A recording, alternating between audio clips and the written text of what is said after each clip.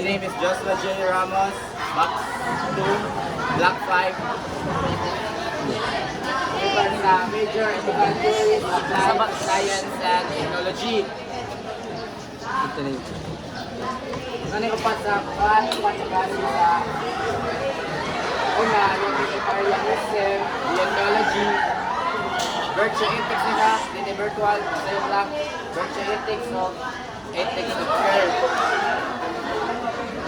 Utilitarianism dahil promoting the greatest good for the greatest number. Cost analysis, indicating technological project. No idea naman. Ang galito. Example. Okay. Okay now.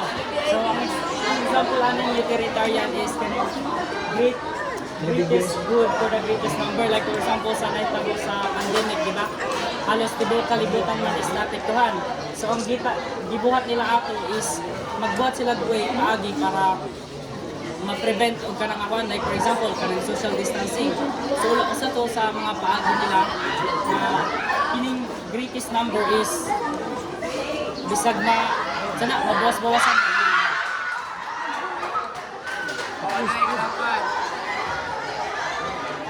Example na ulit, kanang bitaw risk ka ba para sa kanang kuan greatest result, greatest cost tayo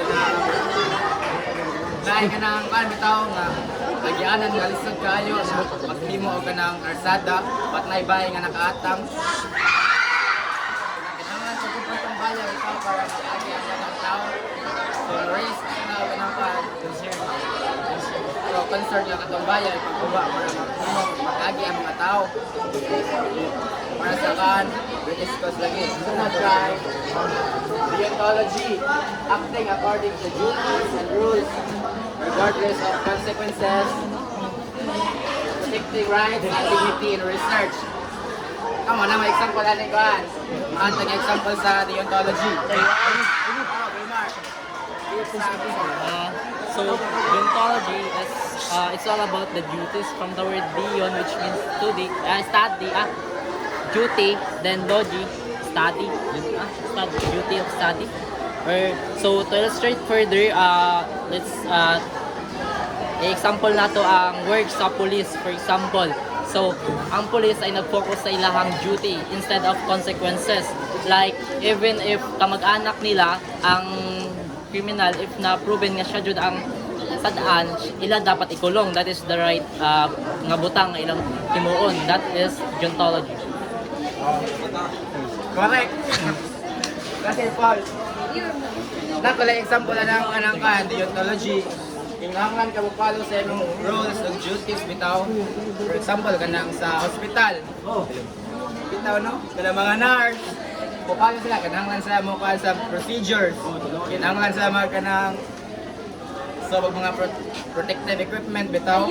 Kanang sila mo.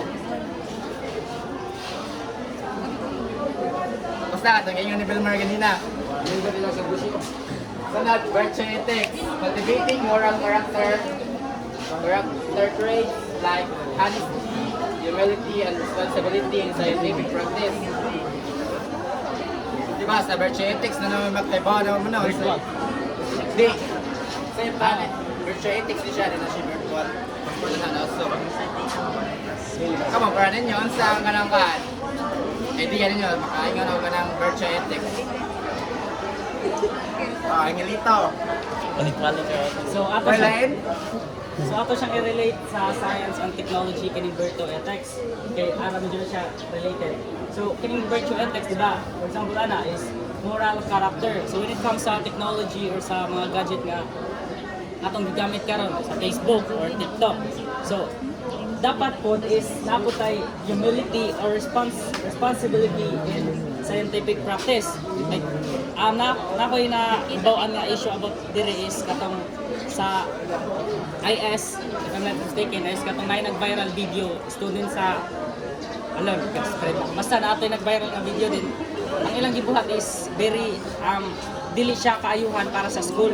So murag disrespectful sa atong institution. So ang gibuhat ato nila is ang head is gipatawag ko sila. Then para ma-address tong issue, is auto communication. So mo na usa sa example nga dapat we are responsible enough when it comes sa atong pag-post, when it comes sa paggamit nato sa mga technology or sa atong mga personal information. Sakto siya, Day. Sa atong technology, na naman dito ka ng technology, advanced naman ta sa uban. Depende lang ito sa paggamit nato sa kanang technology. Sa atong virtue. Sunod ka, ethics of care. Considering the relational and community impact of science and technological consequences. Ethics of care na may idea na. Ano na? Ano na yun? Ethics of care. Napon daw. Ano na? Ikaw din eh. Okay. Okay, Belmar. Yun na po, oh, padung na unsa. Naka-idea? Ikaw! Last naman ha. Ikaw patapin na naman itong ethics. Ang relation impact sa community daw. Relasyon ba ng impact sa community at atong technology. Example na natin dito. Isa. Basta kanang kuan ba? Kanang technology nga maka-impact direct sa community. Kasi Okay. mga machine nga. Oh, mga machine nga makapayo sa atong community ng tahay. Nga na.